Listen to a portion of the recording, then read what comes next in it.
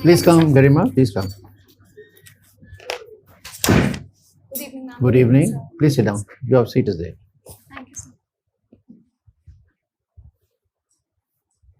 Settled? Yes, sir. Thank you, sir. So tell us about yourself briefly. Yes, sir. So my name is Garima. I was born and brought up in Buxar district of Bihar. Thereafter, I went on to do my graduation from Kirodimal College, University of Delhi, after which I have been preparing for the civil services. In my free time, I like to listen to podcasts, which are mostly in the self-help and self-improvement genre.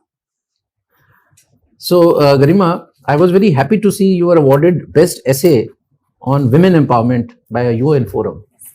So what were the points that you mentioned in this essay on how to empower women? Yes, sir. Some major 3, 4, very short.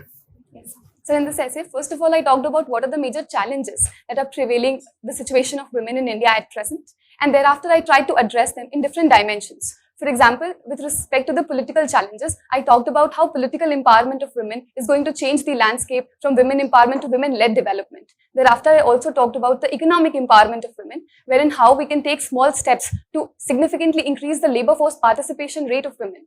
Thereafter, I also talked about what are the legal challenges prevalent and how can we address them in small ways. In the end, I also talked about the long-rooted socio-cultural issues that are prevailing at present in our society and how we can go on to address them, all of which cumulatively would help in the advancement of women in our country.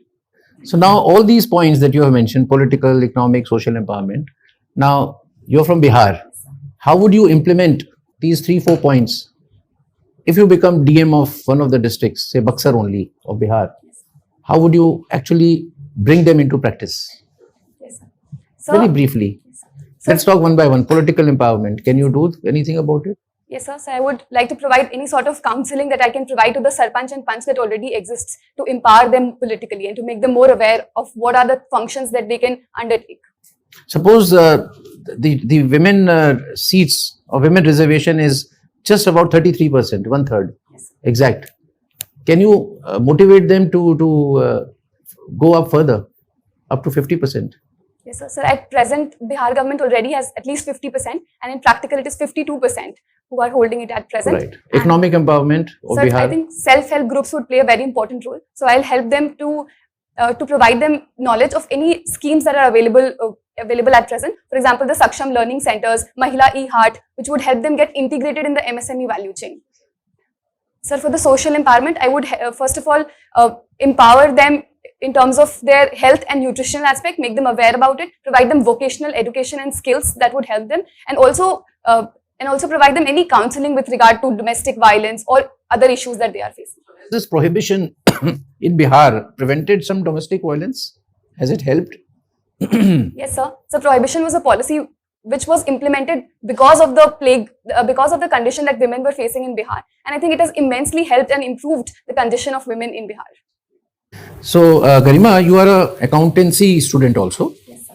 Now, the budget is presented annually by the union government, also the state governments. Now, there are 3, 4 statements, profit and loss, balance sheet, funds flow statement.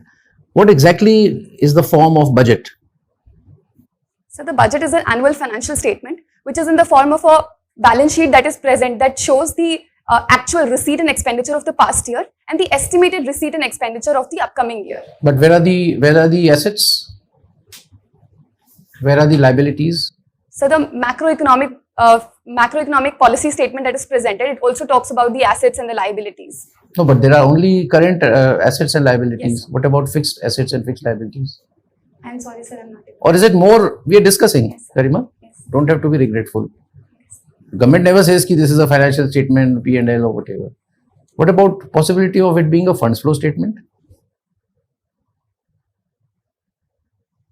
Sir, You have no idea, doesn't matter. So let me come to commerce. Is it okay? Yes. Suppose if we are trying FTA with the UAE, FTA with Australia, European Union, suppose a situation comes that we are free trade world.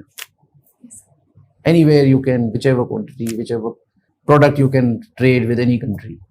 How would India gain and how would India lose? Yes, sir. If there was a scenario, then India would gain in terms of the services that it would export to the other economies, because that is the proficiency of India. In terms of goods, we have competitiveness in a lot of product, but India would stand to lose in terms of the cheap electronic goods that would be flooded in India, which India is still developing its infrastructure for. So I think that would be a minus point, and the services sector would be a plus point for India. Okay. My last question. In the last budget, in this budget, you are a commerce and accountancy student also. So among various schemes, Yes, sir. there are some schemes in the small savings category started by the union government only for women. Yes, sir. Can you recall them? Yes, sir. So one scheme that I can recall is Mahila Saman Bachat Patra, in which it is only for the women of India who can save up to rupees 2 lakh, and they would be provided a fixed interest rate of 8% on that, and it also provides a partial withdrawal facility on that. Very good. Thank you, Garima. Thank you, I sir. pass on.